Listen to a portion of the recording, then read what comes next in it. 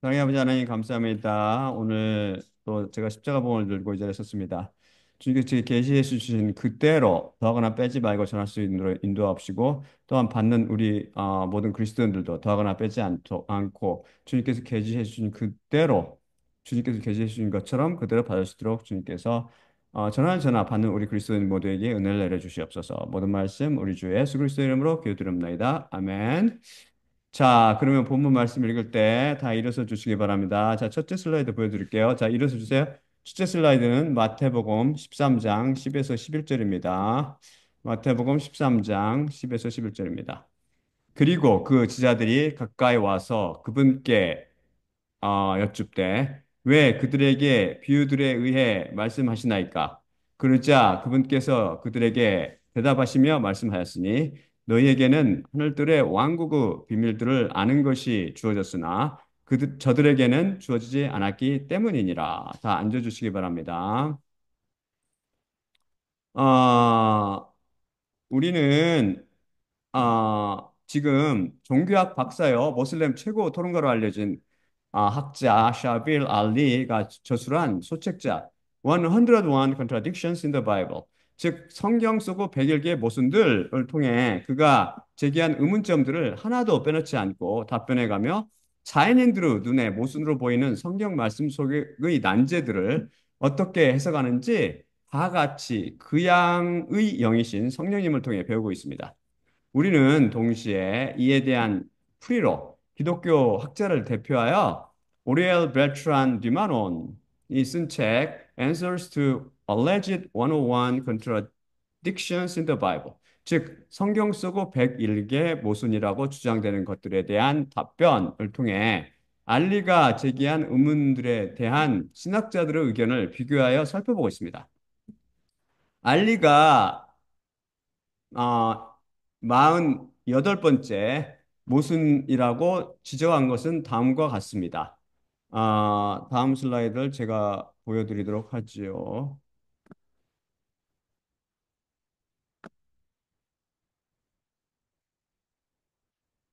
그것은 과연 어, 베드로의 부인에 대해서 예수님께서 뭐라고 말씀하셨느냐는 것입니다. 요한복음 13장 36에서 38절입니다. 시몬 베드로가 그분께 이르되 주여 어디로 가시나이까? 예수님께서 대답하시되 내가 가는 곳에 내가 지금은 따라올 수 없으나 후에는 따라오리라. 베드로가 그분께 이르되 주여 어찌하여 제가 지금은 당신을 따라갈 수 없나이까? 당신을 위하여 제 영혼을 내려놓으리이다. 예수님께서 대답하시되 내가 나를 위하여 영혼을 내려놓겠느냐? 진실로 진실로 너에게 내가 이르노니 내가 3번 나를 부인하기 전까지는 결단코 수탉이 울지 아니하리라.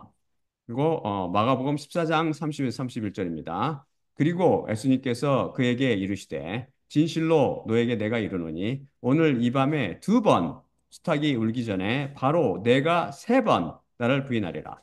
그러자 그가 과도하게 이야기하고 있었으니 만일 제가 당신과 함께 죽어야 한다 해도 당신을 결코 제가 부인하지 아니하리이다.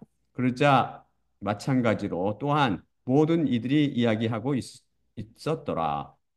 마가복음 14장 72절입니다. 그리고 즉시 두 번째로부터 수탉이 울었더라. 그리고 베드로가 수탉이 2번 울기 전에 3번 나를 내가 부인하리라. 같이 예수님께서 그에게 말씀하였던 말씀이 기억되어졌고 그것을 생각하며 울기 시작했더라. 어, 예수님께서 요한복음을 통해 하신 말씀, 내가 이르노니 내가 3번 나를 부인하기 전까지 결탄코 숙타하기 울지 아니하리라 라는 말씀은 분명 마가복음을 통해 하신 말씀, 오늘 이 밤에 2번 수탉이 울기 전에 바로 내가 3번 나를 부인하리라 라는 말씀과 서로 모순이 되는 것처럼 들립니다. 첫째로 요한복음은 마치 베드로가 3번 부인한 후에 수탉이 비로소 처음으로 우는 것처럼 묘사되어 있고 마가복음은 베드로가 3번 부인한 후에 수탉이 2번째 우는 것처럼 묘사되어 있습니다. 한 번과 2번 분명히 다르지요. 알리는 마가복음에 따르면 수탉이 한 번 울 때까지 베드로 부인이 세 번 일어나지 않았으므로 요한복음의 예언, 곧 베드로가 세 번 부인하기까지 결탄코 수탉이 울지 아니하리라는 예수님의 예언이 빗나갔다고 주장합니다. 둘째, 예언에 대한 묘사 내용이 일치하지 않습니다. 요한복음에서는 베드로가 세 번 예수님을 부인하기까지는 수탉이 울지 않을 것이라고 말씀하십니다. 즉, 베드로 부인을 수탉의 울음보다 앞에 두시며 말씀하셨습니다. 그런데 마가복음에서는 수탉이 두 번 울기 전까지는 베드로가 세 번 예수님을 부인하지 않을 것이라며 수탉의 울음을 문장 앞에 두고 베드로 부인을 문장의 뒤에 두어서 이 두 복음을 통해 하신 말씀의 구조가 다릅니다. 예수님께서 실제로 하신 말씀은 무엇입니까? 왜 서로 다를까요? 어, 알리와 신학자들은 제가 갖은 둘째 의문에 대해서는 별 관심이 없었습니다. 성경 말씀을 절대 진리로 보지 않으며 모든 흔쾌함으로 말씀을 받아들이고 날마다 이것들이 이러한가 의문을 가지고 성경을 면밀히 주사하지 않았기 때문이지요. 드마노는 라이스와 로우 그 책을 인용하며 아마 마가복음이 필사오류를 저지르며 두 번이라는 단어를 마가복음 14장 30절과 72절에 넣었다고 주장합니다. 우리는 이제껏 알리가 제기한 모순들을 살피며 매번 성경 속에 절대 필사오류가 없음을 확인해 왔습니다. 판인이 발견한 숫자 디자인이 모순으로 보이는 요한복음과 마가복음 이 두 구절에서도 모두 기막히게 맞아떨어집니다. 사실 판인의 도움 없이도 우리는 성경 말씀이 절대 무어의 진리임을 믿음을 통해 확신합니다. 그래서 이것을 필사오류 탓으로 돌지 말고 왜 우리 눈과 귀에는 이것이 모순처럼 보이거나 들릴까 고민하며 성령 있게 그 해답을 구해야 합니다.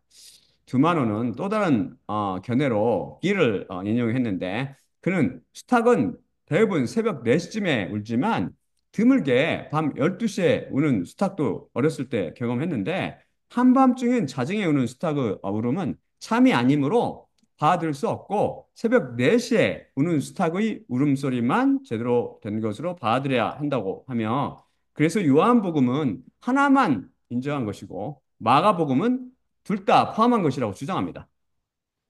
이 논리에는 안타깝게도 많은 억지와 무리가 있다고 생각합니다. 특히 하나님 말씀의 절대 무어성을 생각한다면 말이죠. 그럼 예수님께서 요한복음과 마가복음을 통해 하신 말씀들은 서로 모순일까요? 물론 아니겠죠. 지금까지 하나도 모순이 없는 세상 속에 모순이 있겠습니까? 우리는 이미 제89강을 통해 예수님께서 몇 마리의 짐승을 타시고 예루살렘에 입성하셨나요? 라는 알리의 질문에 대해 사복음서 모순처럼 보이는 문제를 그 양의 계시를 통해 같이 풀어봤습니다. 그때 우리는 사복음서 중 마태복음만 암나귀와 나귀 새끼를 모두 언급하고 나머지 복음들은 나귀 새끼만 언급하는데 이것은 사복음서가 서로 모순이 아니라 그것이 어디에 초점을 두며 어떤 관점에서 묘사하느냐에 대한 관점 문제라고 배웠습니다. 그래서 우리는 성경 말씀을 항상 3차원적으로 이해해야 합니다. 사복음서를 시간 순서대로 재조합하여 연결해 보면 알리가 제기했던 문제와 제가 제기한 문제들이 동시에 해결됩니다. 사복음서는 모두 베드로 부인을 예언하신 예수님의 말씀을 증언하고 있습니다. 이것은 바로 우리 인간들이 다 그렇다는 말씀입니다. 베드로는 우리 성도를 대표하죠.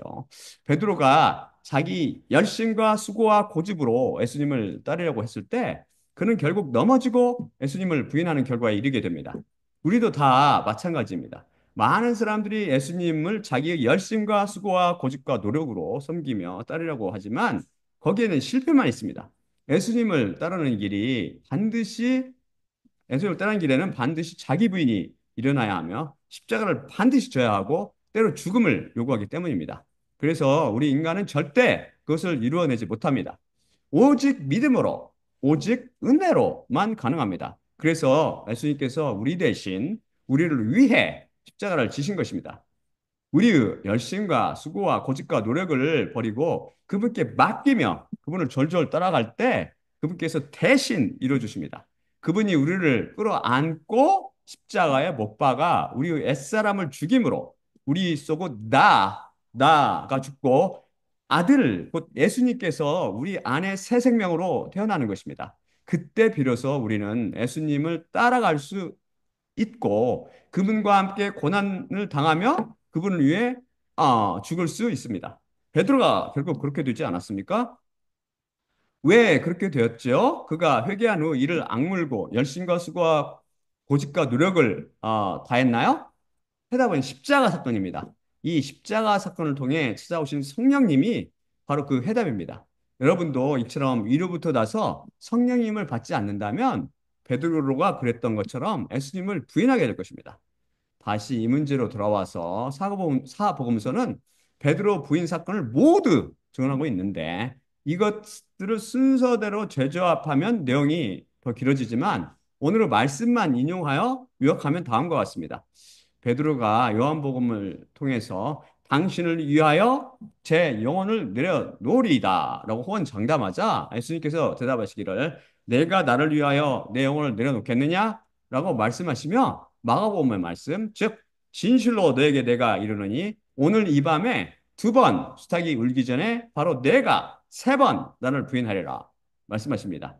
이에 대해 마태복음도 동일하게 증언하는데 일부러 오늘이라는 단어와 두 번이라는 단어만 생략합니다. 암나귀와 나귀 새끼에 대한 사복음서 묘사를 기억하세요. 이들이 예수님을 증언하는데 관점이 다르기 때문입니다. 일부러 어떤 복음에서는 특별한 단어나 구는 생략하지요. 다른 복음서에 나와 있기 때문입니다.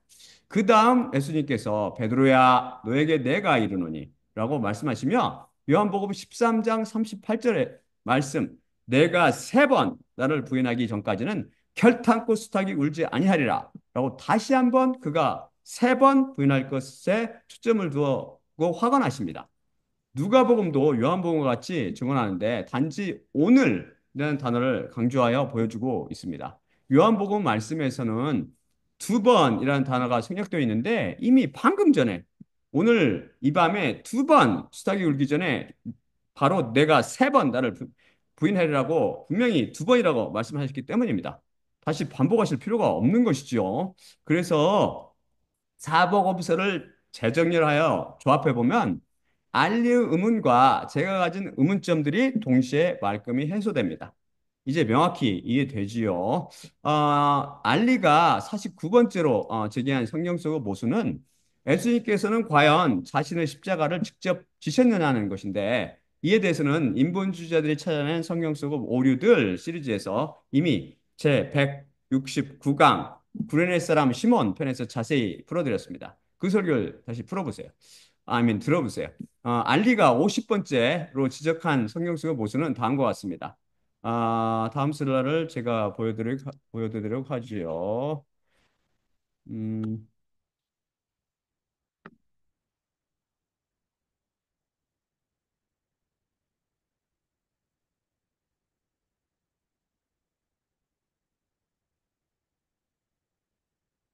예수님께서는 성소 휘장이 찢어지기 전에 돌아가셨나요? 하는 것입니다. 마태복음 27장 50에서 53절입니다. 그러자 예수님께서 다시 거대한 목소리로 소리 지르신 후 영을 내보내셨더라. 그리고 보라, 성소 휘장이 위로부터 아래까지 둘로 찢어졌고 땅이 진동되었으며 바위들이 찢어졌고 무덤들이 열려졌으며 잠을 자고 있던 성도들의 많은 몸들이 일어났고 그분께서 부활하신 후 무덤들로부터 나가서 거룩한 성으로 들어갔으며 많은 자들에게 나타내 보였더라. 다음은 마가복음 15장 37에서 38절입니다. 그러자 예수님께서 거대한 목소리를 방출하셨고 영을 내보내셨더라. 그리고 성소 휘장이 이로부터 아래까지 찢어졌더라. 그리고 누가복음 23장 44에서 46절입니다. 그리고 이제 6시쯤이었는데 온 땅 위에 어둠이 생겨났고 9시까지 지속되었더라. 태양이 쇠하였고 성소 휘장 중간이 찢어졌더라. 그리고 예수님께서 거대한 목소리로 소리내시며 말씀하셨으니 아버지 당신의 손들 안에 제 영을 맡기나이다. 그리고 이것을 말씀하신 후 그분께서 영을 내보내셨더라. 이해 가세요? 이거를 잘 들어보신 분은 아시겠지만 마태복음과 마가복음에 따르면 예수님께서 돌아가신 후 곧 10장 성소 휘장이 찢었다고 증언하며 누가복음에 따르면 성소 휘장이 찢어진 후 예수님께서 돌아가셨다고 증언합니다. 예수님께서는 성소 휘장이 찢어지기 전에 돌아가셨나요? 아니면 찢어진 후에 돌아가셨나요? 이에 대해 두마노는 베이커의 신약 주석이라는 책을 인용하여 누가복음은 다른 복음서와 달리 시간 순서대로 기사를 정렬하지 않는 경우가 자주 있다고 주장하며 사실 누가가 마치 예수님께서 돌아가시기 전에 성소 휘장이 찢어진 것처럼 묘사한 것은 시간 순서가 그래서 그런 것이 아니라 다른 효과를 내기 위함이라고 설명합니다. 베이커 주장과 달리 누가는 그의 복음 서두, 곧 누가복음 1장 2절에서 카섹세스란 단어와 아크리보스란 단어를 써서 자신이 어떻게 복음을 기록했는지 증언하고 있습니다. 먼저 카섹스란 단어의 뜻은 to being in sequence in time, space or logic으로 시간, 공간이나 논리가 순서대로인 이라는 뜻입니다. 간략히 in order 즉 순서대로나 one after the other 즉 차례로라는 뜻입니다. 누가복음을 포함한 사복음서가 모두 시간, 공간이나 논리에 있어서 순서대로 혹은 차례로 기록되어 있다는 뜻입니다. 그래서 시간 순서 사복음서가 탄생한 것이죠. 그는 또한 아크리버스라는 단어를 썼는데 누가가 이것의 원어적 의미는 pertain to strict conformity to a standard or norm with focus on careful attention으로 세심한 주의에 초점을 맞춰 표준이나 규범에 철저히 일치하는 것과 관련된 간략히 accurately 나 carefully 나 well 즉 정확히나 신중하게 혹은 잘이라는 뜻입니다. 성경 말씀의 정확 무어성을 나타내 주는 것이 주는 단어죠. 그래서 우리는 사복음서가 다른 복음에서 주장하듯 뒤죽박죽이 아니라 시간 순서대로 질서 있고 정확하게 기록되어 있음을 알 수 있습니다. 이것은 인간의 이성이나 감성으로 절대 풀리지 않고 오직 성령님, 곧 그양 그 계시를 통해서만 깨닫게 됩니다. 이 모순처럼 보이는 문제도 당연히 그 양의 계시를 통해 간단히 해결됩니다. 이것을 시간 순서대로 정렬해 보면 다음 것 같습니다. 예수님께서 십자가 위에서 가상칠언 곧 7개의 말씀을 하셨는데 요한복음이 증언하듯 예수님께서 이미 모든 것들이 성취되어진 것을 아시고 성경이 이루어지게 하시려고 내가 목마르다고 말씀하십니다. 그러자 사람들이 포도주 식초가 가득한 해면을 가져와 우슬초로 그분을 입에 댑니다. 그러자 예수님께서 포도주 식초를 받으셨을 때 그것이 이루어졌노라고 말씀하시죠. 그 다음 연이어 일어나는 것이 바로 누가복음 23장 45절이 증언하듯 성소 휘장의 중간이 찢어지는 사건입니다. 이때는 성소 휘장이 다 찢어지지 않고 중간 부분만 찢어집니다. 자연인들은 이 메손, 즉 중간이란 말을 놓치고 이것을 마치 휘장이 전부 찢어진 것처럼 받아들였습니다. 말씀 하나하나가 일자무하며 정확무쌍하다는 진리를 놓친 것이죠. 바로 이어서 아버지 당신의 손들 안에 제 영을 맡기나이다 라고 크게 소리치시고 고개를 숙여 돌아가셨습니다. 그러자 곧이어 마태복음과 마가복음에서 증언하듯이 성소 휘장이 위에서부터 아래로 쫙 찢어집니다. 예수님께서 돌아가시 직전에 중간만 찢어진 휘장이 예수님께서 돌아가신 후 위에서 아래로 완전히 찢어 둘로 갈라진 것이죠. 확실히 이해가 가지요. 휘장은 반드시 예수님께서 완전히 돌아가셔야 완전히 둘로 나뉘어 찢어지게 되는데 그것은 히브리어 10장 20절이 증언하듯이 휘장이 바로 예수 그리스도 육신을 비유하고 있기 때문입니다. 예수님의 죽음으로 그분의 흠없고 점없는 제사가 완성되어 성소와 지성소를 가르고 있던 그 길이 활짝 열리게 되기 때문입니다. 즉 휘장 위에 그려져 있는 캐럿들로 대표되는 캐럿들과 화영검이 맡고 있던 생명나무 길이 활짝 열린 것입니다. 이 비밀에 대해서는 제 124강 설교를 다시 들어보세요. 성경 말씀은 온통 여호와 예수 그리스도와 그분의 십자가에 대한 증언입니다. 다른 복음에는 감춰져 있거나 왜곡되어 있는 비밀이죠. 알리가 51번째, 51번째 모순이라고 주장하는 것은 다음과 같습니다. 다음 슬라이드를 제가 보여드리도록 하지요. 어, yes. 어, 그것은 예수님께서 비밀리 말씀하신 것이 있나요? 라는 것입니다. 요한복음 18장 19에서 20절입니다. 그러므로 그 대제사장이 예수님께 그분의 제자들에 관해 그리고 그분의 가르침에 관해 물었더라.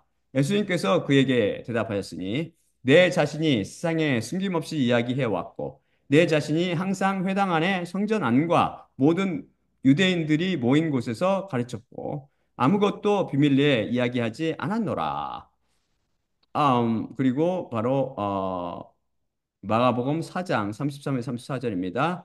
그리고 말씀을 그들이 들을 수 있는 대로 이런 것들 같은 많은 비유들에 의해 그들에게 그분께서 이야기하시곤 하셨으나 비유 외에 그들에게 그분께서 이야기하시려 하시지 않으셨고 사적으로 자신의 제자들에게 모든 것을 그분께서 설명하시곤 하셨더라. 그리고 마지막으로 마태복음 13장 10에서 11절입니다. 그리고 그 제자들이 가까이 와서 그분께 여쭙되 왜 그들에게 비유들에 의해 말씀하시나이까? 그러자 그분께서 그들에게 대답하시며 말씀하셨으니 너희에게는 하늘들의 왕국의 비밀들을 아는 것이 주어졌으나 저들에게는 주어지지 않았기 때문이라. 어, 알리의 의문이 이해되나요? 예수님께서는 요한복음을 통해 당신 스스로 숨김없이 이야기해 왔고 아무것도 비밀리에 이야기하지 않았다고 말씀하시면서 마태복음과 마가복음을 통해서는 왜 그분의 제자들에게 비밀리 비유를 해석해 주셨냐는 것입니다. 이에 대해 두마노는 맥도날드와 퍼스té드의 Believer's Bible Commentary 즉 신자들의 성경 주석을 인용하여 사복음서가 서로 모순이 안 되는 이유는 예수님의 가르침에는 예수님을 따르지 않은 세상을 위한 가르침들이 따로 있고 예수님을 따르는 예수님의 제자들을 위한 가르침들이 따로 있기 때문이래요. 그래서 예수님의 제자들을 위한 가르침을 왕국의 비밀이라고 부르며 이것들이 예수님을 따르지 않은 자들에게는 비밀이 된다는 것입니다. 그래서 요한복음에서는 예수님을 믿지 않은 자에 대한 가르침을 의미하시며 말씀하셨고 마가복음과 마태복음은 지자들을 위한 가르침에 대해 말씀하셨다는 것입니다. 도대체 그런 말씀이 성경 어디 있나요? 그것은 알리와 자인들이 성경을 잘못 읽고 이해하는 까닭에 발생한 오류입니다. 예수님의 한 말씀 한 말씀을 절대 진리로 그대로 받아들이지 않았기 때문이죠. 안타깝게도 다른 복음은 현재까지 알리가 제기한 모순들 101개 중 반이 넘은 지금 51문제 문제까지 단 한 개도 문제를 맞히지 못하고 있습니다. 이것은 안타까움을 넘어서 두려운 일입니다. 너무도 많은 사람들이 이 성경 말씀을 전혀 엉뚱하게 해석해야 되는 다른 복음을 추정하고 있습니다. 여러분은 다른 복음이 인도하는 길이 어디에 이르는지 예상이 안 됩니까? 나는 아니야 라고 생각되면 스스로 이 모순들을 풀어보십시오. 예수님께서 요한복음을 통해 왜 내 자신이 세상에 숨김없이 이야기해 왔고 내 자신이 항상 회당 안과 성전 안과 모든 유대인들이 모인 곳에서 가르쳤고 아무것도 비밀리에 이야기하지 않았노라고 말씀하셨죠. 그 이유는 예수님을 잡아서 신문하던 그 제사장이 그분의 제자들에 관해 그리고 그분의 가르침에 관해 물었기 때문입니다.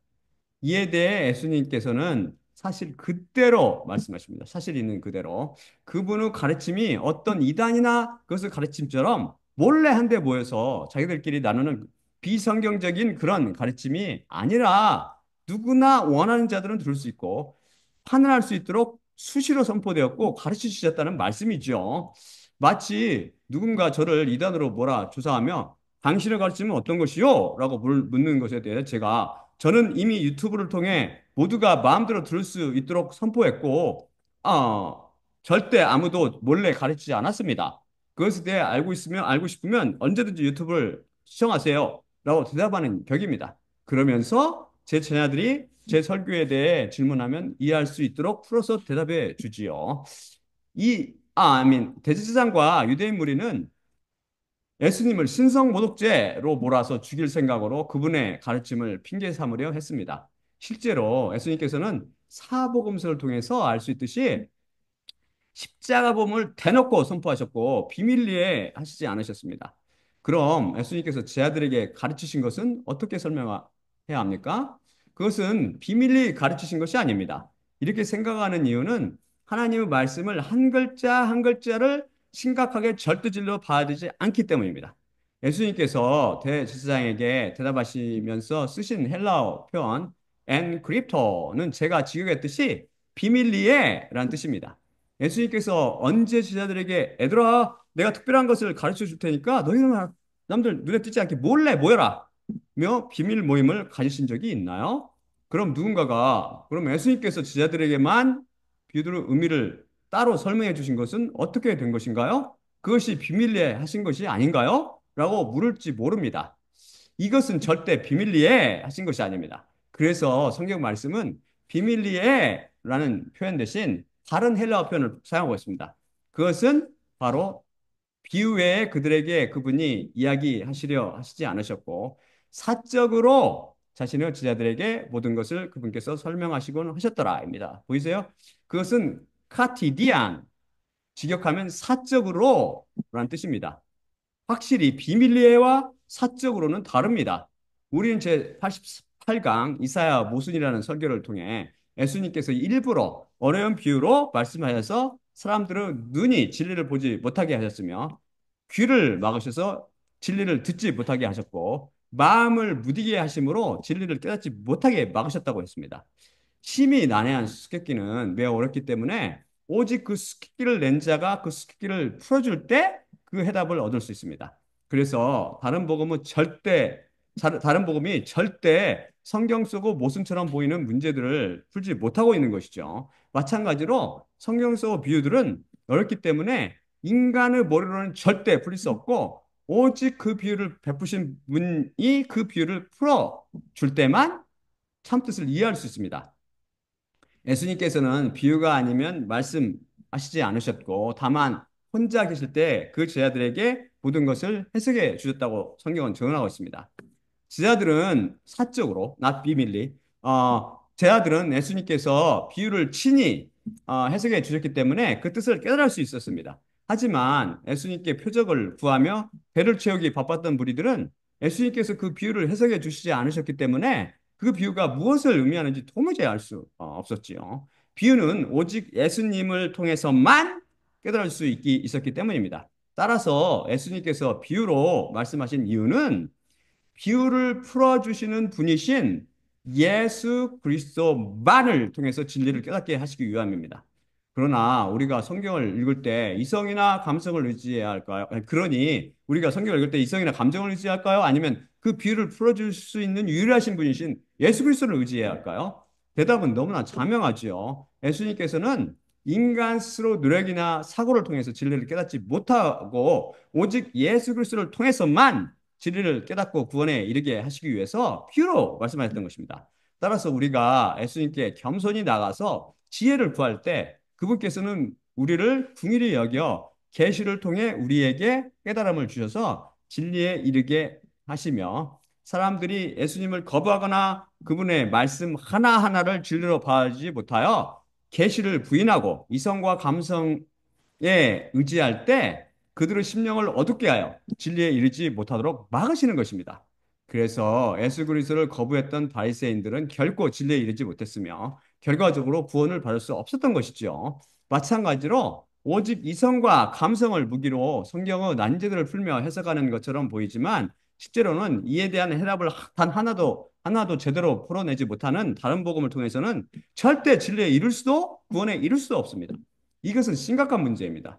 다들 이 문제를 고민해 보세요. 그래서 예수님께서 사적으로 말했다는 그런 의미가 바로 그거란 말입니다. 너희들은 오직 예수 그리스도 나만을 통해서 너희들은 진리에 이를 수 있고 이 비밀을 풀 수 있단다라는 의미죠. 지금 누가 무슨 비밀의 이야기하고 뭐 사적으로 그게 중요한 게 아니라고 포인트를 놓치고 있다 다들. 그렇죠? 그리고 알리가 52번째 모순이라고 지적한 것은 다음과 같습니다. 제가 보여드릴게요. 어, 52번째 문제입니다. 한번 여러분도 풀어보세요. 음, 이건 진짜 쉽거든요. 상식 있는 사람 다 맞출 수 있는 문제입니다. 아는 분도 많을 거예요, 이거는. 이거 진짜 모처럼 쉬운 문제예요, 이 사람이. 알리가. 아, 예수님께서 십자가에 못 박히시는 날 6시에 어디에 계셨나요? 예수님께서는 어디에 계셨냐고 묻습니다. 알리가. 마가복음 15장 25절, 33에 34절입니다. 그리고 제3시였고 그분을 그들이 못 박았더라. 중약, 그리고 제6시가 되니 어둠이 온 땅 위에 생겨났고 제9시까지 지속했더라. 그리고 제9시에 예수님께서 거대한 목소리로 소리쳤으니 엘로이 엘로이 레마 사박타니, 그것은 나의 하나님 나의 하나님 어찌 나를 버리셨나이까 라고 번역됐느니라. 요한복음 19장 14절입니다. 그런데 유월절은 준비일이었고 제6시쯤이었는데 유대인들에게 그가 이르되 보라 너희 왕이니라. 아, 여기서 보듯이 어떻게 풀렸나요? 그죠? 여러분 많은 사람들이 여기서 보듯 마가복음은 예수님께서 십자가에 달리셨을 때, 즉 육시에 제6시에 어둠이 온 땅 위에 생겨났고 제9시까지 되자 나의 하나님 어찌 나를 버리셨나이까?라고 외치셨다고 증언하는데, 반해 요한복음은 유월절 준비일 제6시 똑같은 6시에쯤 예수님께서 빌라도에게 신문 받고 계셨다고 증언합니다. 왜 이렇게 시간이 달라 모순이 발생한 것인가요? 이것은 사실 성경에 대한 기초 지식만 있으면 다 맞출 수 있는 기본 상식입니다. 많은 분이 알고 있듯이 소위 공관복음인 마태, 마가, 누가복음은 유대식으로 시간을 표시하고 요한복음은 로마식으로 시간을 표시합니다. 그래서 요한복음에 따르면 예수님께서 유월절 준비일 제6시에 예수님께서 빌라도에게 신문 받고 계셨다고 모사하나, 유대력에 따르면 그 시간은 이미 유월절에 해당합니다. 정확한 시간은 현재 시간으로 오전 6시죠. 알리가 예상외로 쉬운 문제를 내서 이번에는 2만 원이 맞추겠거니 했는데, 예상대로 공관복음과 요한복음은 시간 표시 방법이 서로 다르다는 것은 제대로 지적했습니다. 아, 하지만 안타깝게도 오직 성경으로 그 원칙을 어기며 성경에 없는 사족을 달았습니다. 그래서 이 문제는 반쪽만 맞추는 꼴이 되고 말았죠. 그들은 요한이 유대 시간을 쓴 공관복음과 달리 로마 시간을 쓴 이유는, 그가 요한복음을 쓸 당시는 AD 85년경으로 헤롯 성전이 로마군에 의해 돌 위에 돌 하나 남지 않고 초토화된 AD 70년 이후라서 이미 유대인들이 로마 전역에 흩어져 있어서 그들을 대상으로 복음을 기록했기 때문이랍니다. 다른 복음은 무엇보다 성경 말씀이 시간을 초월하여서 AD 70년 이후가 아니라 창세 이제부터 살아 계신 하나님으로 계셨다는 진리를 모릅니다. 그리고 성경 해석이 이런 식으로 오직 성경으로 의 원칙을 번번이 무시하는 이유는, 이성과 감성으로 성경을 해석하려 들 때 이 원칙을 절대 지킬 수 없기 때문입니다. 사실 실제 역사적으로도 많은 저기 뭐야 그 보고에 따르면은 사복음서가 이미 이 사람들이 추정한 것보다 훨씬 얼리 시대에 이게 유통되고, 이게 스프레드 되고 있었대요. 이게 퍼져 있었대, 퍼져. 요한복음만 근데 여기서 요한복음만 로마 시간, 그 다른 시간을 쓰고 공관복음이 유대 시간을 쓰는 데는 성경이 어떻게 예수님을 묘사하느냐 이 관점 때문입니다. 공관복음은 마태, 마가, 누가 복음으로 이들은 각각 예수님을 어떻게 묘사한다고 그랬어요? 왕과 노예 및 사람의 아들로 묘사합니다. 이들은 모두 인간, 곧 유대인으로 나신 예수님, 왕으로 나신 예수님, 노예로 오신 예수님, 사람의 아들 예수님, 사람의 측면에서 초상화로 그려내고 있습니다. 예수님을 초상화로 그려내고 있죠. 이에 반해 요한복음은 예수님을 하늘의 왕이신 독수리, 하늘의 왕인 독수리, 곧 하나님으로 묘사합니다. 그래서 이것을 독수리 복음 혹은 청색 복음이라 부르지요. 그럼 왜 이들이 다른 시간을 이용하여 표시하고 있을까요? 하나님께서 로마 편으로 로마 시간을 쓰신다는 의미입니까? 그것은 당연히 아니고요. 사람과 하나님은 다른 시간을 쓴다는 의미입니다. 하나님의 시간과 인간의 시간은 다르다는 것이죠.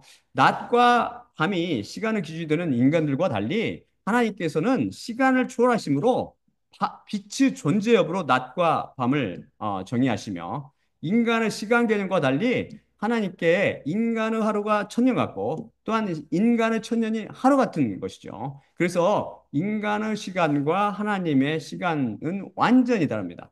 시간을 초월하시는 하나님을 우리가 진정 두려워하며 성경을 더 이상 혼잡케 하지 맙시다. 알리가 53번째 모순이라고 주장하는 것은 십자가의 두 도둑들이 둘 다 예수님을 비웃었냐는 것입니다.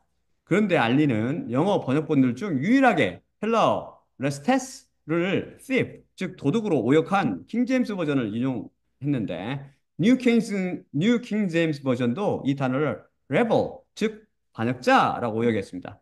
제가 가진 다른 영역본들은 다 robber, 즉 강도라고 제대로 번역했습니다. 도둑이라는 단어는 클랩테스라고 다른 헬라어가 있습니다. 그 쓰임새도 다르죠. 도둑질 좀 했다고 극형인 십자가형을 언도하겠습니까? 그에 따르면 마가복음, 아니, 누가복음은 두 강도 모두 예수님을 비웃었는데, 마가복음에서는 두 강도 모두 예수님을 비웃었는데, 누가복음에서는 한 강도만 비웃고, 다른 강도는 그를 훈계하고, 있다며, 이것이 서로 모순이라고, 지적했습니다. 이 모순처럼 보이는 문제에 대한 해답은 제가 십자가의 비밀 시리즈 제 32강에서 자세히 설명해 드렸습니다. 그 설명을 다시 들어보세요. 알리가 모순이라면 54번째로 제기한 질문은 다음과 같습니다. 제가 보여드리도록 하지요. 이 질문은 어렵습니다. 한번 여러분 생각해 보세요. 이거 맞추면은 어, 대단한 것 같아요. 누가복음 23장 42, 43절. 예수님, 당신은 왕국 안으로 오실 때 저를 기억하소서. 그러자 그에게 근데 저번에 제가 가르쳐드렸어요. 사실 이거는. 이거 제가 가르쳤는데 기억하고 계신 분이 계실지 모르겠어요. 예수님, 당신은 왕국 안으로 오실 때 저를 기억하소서. 그러자 그에게 그분께서 말씀하셨으니 진실로 너에게 내가 이르노니 오늘 나와 함께 낙원 안에 내가 있으리라. 아, 그 다음이 요한복음 20장 14에서 18절입니다.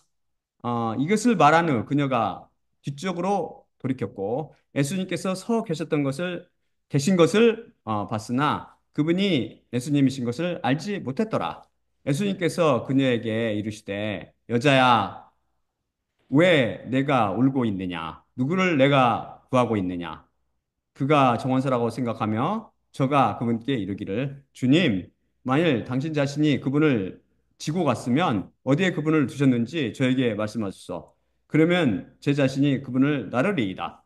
예수님께서 그녀에게 이르시되 마리아야 하시니 뒤로 돌은 후 저가 그분께 히브리어로 이르되 하라브니 이것은 선생님이여 라 불리는 것이라. 예수님께서 그녀에게 이르시되 나를 만지지 말라. 왜냐하면 아직 아버지께 내가 올라가지 못했기 때문이라. 그리고 내 형제들에게 너는 가서 그들에게 말하라. 내 아버지와 너희 아버지께 내 하나님과 너희 하나님께 내가 올라가노라. 막달라 마리아가 가서 제자들에게 내가 주님을 보았고 이것들을 그녀에게 말씀하셨다고 그녀가 보고했더라. 요한복음 20장에서 14에서 18절 말씀이죠. 제가 화면을 쉐어했나요? 음, 쉐어하다 끄는 것 같은데. 제가 읽어드렸으니까 잘 들으신 분은 이거를 잘 한번 보세요. 시간 관계로 제가 다시 읽지는 않겠습니다. 이 말씀 그냥 켜놓고 제가 할게요. 그러면 이번에 이거 잘 보고 계세요. 알리는 예수님께서 못 박히시던 날 십자가 위에서 강도에게 진실로 너에게 내가 이르노니 오늘 나와 함께 낙원 안에 내가 있으리라 라고 말씀하시며 분명히 예수님과 그 강도가 십자가에 못 박히시던 날 십자가 못 박히시던 같은 날 낙원에 함께 있을 것이라고 말씀하셨는데 왜 며칠 지나고 부활하셨을 때 마리아에게 나를 만지지 말라. 왜냐하면 아직 아버지께 내가 올라가지 못했기 때문이라. 고 말씀하셨냐는 것입니다. 만일 예수님께서 강도와 함께 낙원에 함께 계셨다면 이미 아버지께 올라간 상태이기 때문에 마리아에게 하신 말씀과 서로 모순이 되며, 만일 마리아에게 하신 말씀하셨듯이 부활 때까지 아직 아버지께, 즉 낙원에 올라가시지 않으셨다면 강도에게 하신 말씀과 모순이 된다는 것이죠. 여러분은 어떻게 생각하세요? 이 문제는 성령님의 계시 없이는 풀리지 않는 난제입니다. 아, 그래 이에 대해서 두마노는 자기가 갖고 있는 아, 자기가 갖고 있는 지식 및 스펜스와 엑셀과 셰프 등의 성경 주석을 인용하여 낙원은 소위 말하는 천국, 꼭 하늘대로 왕국과 다른데 이런 생각을 갖고 있는 사람이 너무 많더라고요. 보니까 왜냐하면 그 강도가 낙원에 갔다고 내가 자존심 있지 무슨 강도랑 같은 급이야? 나는 거기보다 더 좋은 데 갈 거야. 이런 식으로 정말 안타깝죠. 우리 구원이 은혜라는 걸 모르기 때문에 은혜라는 것을 우리는 지옥에 던져도 할 말 없는 그런 죄인들이란 말입니다. 그래서 하면 소위 말하는 천국 곧 하늘들의 왕국과 다른데 이 낙원은 아브라함의 품이라고도 불리며 땅 아래 곧 지하에 위치하며 그래서 음부하는 거대한 틈이 있어서 서로 왕래하지 못한다며 부자와 나사로 이야기에 등장하는 아브라함의 말을 인용합니다. 그런데 예수님께서 부활하시며 하늘에 올라가실 때 이 낙원을 셋째 하늘로 옮기셨답니다. 그러면서 그 증거로 에베소서 4장 8에서 10절을 인용합니다. 그러면서 유대인들은 자기들이 모르는 미지의 세계를 흔히 에덴 동산이나 아브라함의 품 등으로 묘사한다고 주장했습니다. 셰프는 낙원이 예수님께서 죽으신 후 부활하실 때까지 예수님의 영원히 계시던 장소라고 정의합니다. 이들의 주장은 오직 성경으로 우원칙에 비춰보면 다른 복음 이미 금방 드러납니다. 우선 낙원은 천국, 곧 하늘으로 왕국인 셋째 하늘의 다른 이름입니다. 제가 다음 슬라이드 보여드리겠습니다.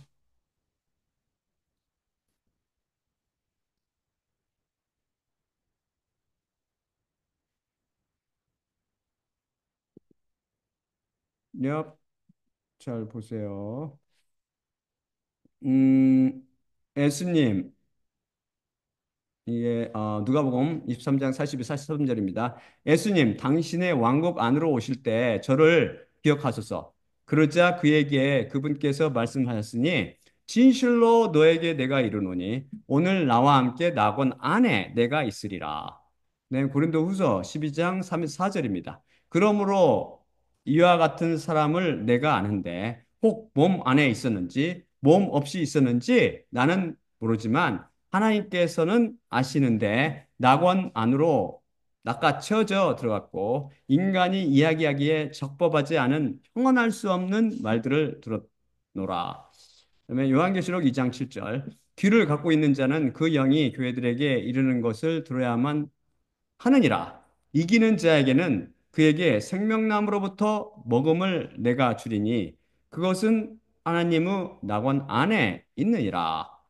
이것도 요한계시록 22장 1에서 2절입니다.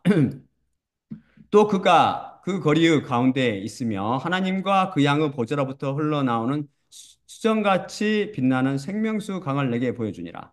또한 그 강의 이편과 저편에 생명나무가 있으니 12열매들을 맺는데 달마다 각각 그것의 열매를 내주고 그 나무 잎사귀들은 나라들을 치료하기 위해서 있더라. 보이, 명확하게 보이시죠? 이제 제가 읽어드려서 여기서 분명히 보듯이 낙원에는 생명나무가 있으며 생명나무는 하나님과 그 양의 보좌에서 흘러나오는 생명수강의 좌우에 있습니다. 하나님의 보좌가 땅 아래에 있을 수 있습니까? 하나님의 보좌가 땅 아래에 있다는 소리 들어보셨어요?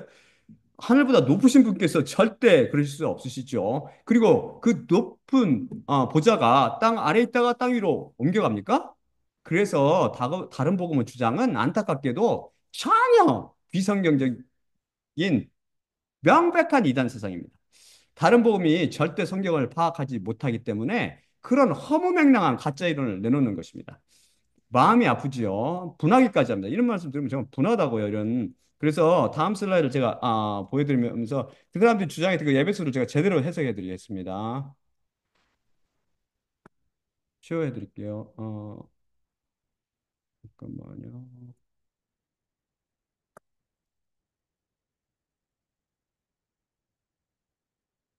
에베소서 잘 읽어보십시오. 에베소서 4장 8절과 10절 그런 말인지 그렇다면 그들 예수님께서 부활하셨을 때 낙원을 셋째 하늘로 이전시켰음을 주장한 에베소 4장 8절은 어떻게 해석해야 하나요?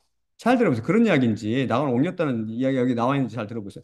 그러므로 그것이 이르기를 높은 곳으로 올라가셨을 때 포로 잡힌 자들을 그분께서 포로 잡으셨고 사람들에게 선물들을 그분께서 주셨도다.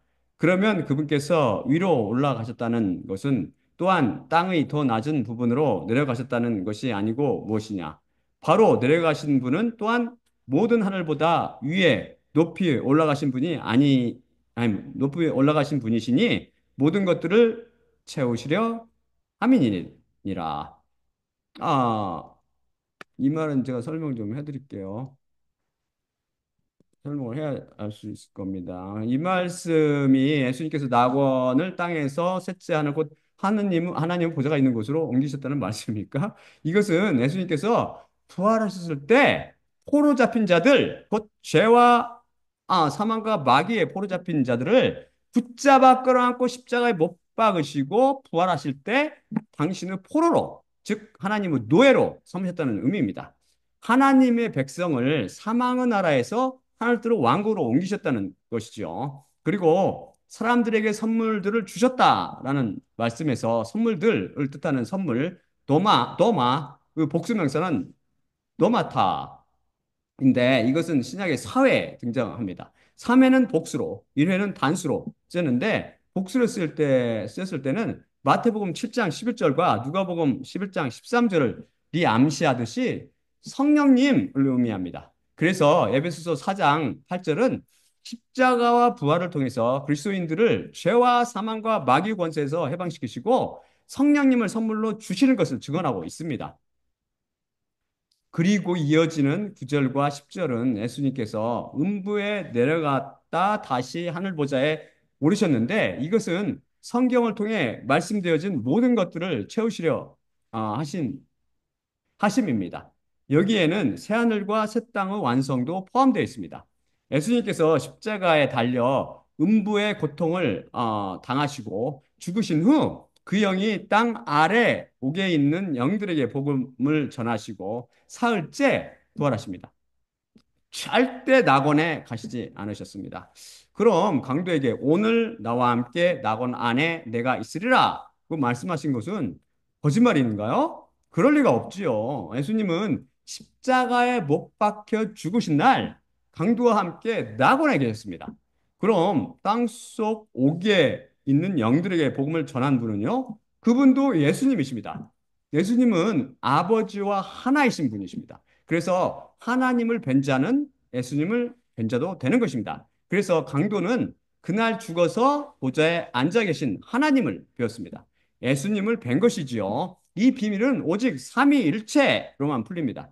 그럼 왜 마리아에게 나를 만지지 말라. 왜냐하면 아직 아버지께 내가 올라가지 못했기 때문이라 라고 말씀하셨을까요?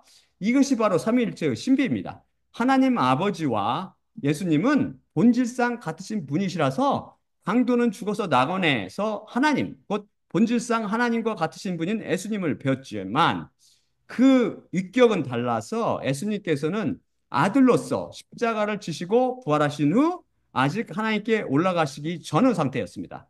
그러나 예수님께서는 마리에게 말씀하셨듯이 시간을 초월해서 순식간에 하늘대로 왕국 보좌에 앉아 계신 하나님을 뵙고 오신 것 같습니다. 그 이후 제자들에게 성령님을 내려주셨지요. 결국 알리의 54번째 모순은 삼위일체의 비밀을 통해서만 풀릴 수 있습니다.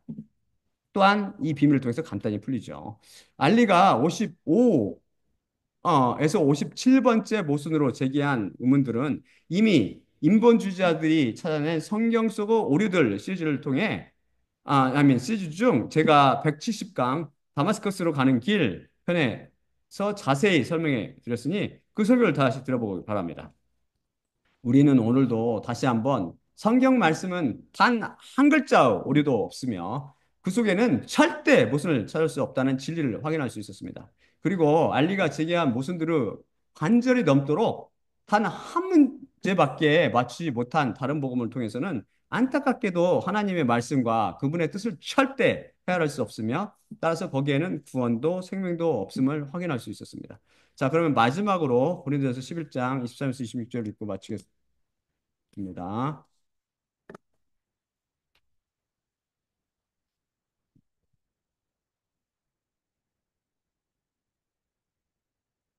음, 고린도전서 11장 23에서 26절입니다. 내가 너희에게 전한 것은 주님께 받은 것이니 곧 주 예수님께서 잡히시던 밤에 떡을 취하시고 감사하신 후 떼어 이르시되 이것은 너희를 위하는 내 몸이니 이것을 행하여 나를 기억하라 하시니라.